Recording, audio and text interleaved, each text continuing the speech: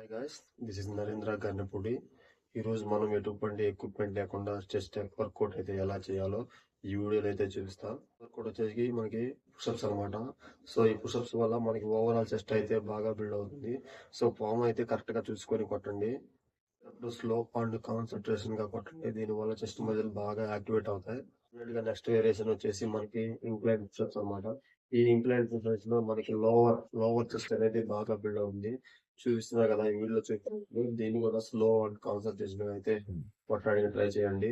So ఈ variation అయితే అయిపోయింది. నెక్స్ట్ వేరియేషన్ వచ్చేసి డిక్లైన్ పుషప్స్. ఈ డిక్లైన్ పుషప్స్ చూస్తున్నారు కదా, కాళ్ళు కొంచెం పైకి పెట్టేసి లోయర్ లో కొట్టాలి. ఇది కొంచెం కష్టంగా ఉంటుంది. సో మెల్లమెల్లగా ప్రాక్టీస్ చేస్తే ఈ పుషప్స్ కూడా కొట్టేవచ్చు. దీనివల్ల మీకు ఓవరాల్ సో అలాగే ట్రైసెప్స్ వచ్చేసి మీరు ఇలా చేతులు అయితే కొంచెం హైట్ లో పెట్టుకొని కాళ్ళని కొంచెం హైట్ తీసుకొని కుర్చీ కానీ అట్లా గోడ సపోర్ట్ కానీ తీసుకొని స్లోగా ఇలా కింద దిగుతూ అలా పైకి చేస్తూ ట్రైసెప్ లేటర్ ఓటర్ హెడ్ అయితే కంప్లీట్ చేస్తుంది ఎక్సర్సైజ్ అనేది. సో సింపుల్ గా ఈ వర్కౌట్ అయితే చేయండి.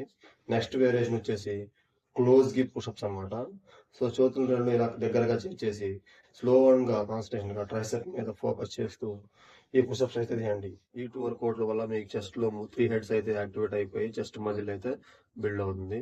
సో దీంతో పాటు క్యాలరీ డెఫిషియట్ లో ఉన్నారంటే మీకు ఫ్యాట్ లాస్ కూడా సింపుల్ గా జరుగుతుంది. Thank you for watching. Follow for more updates.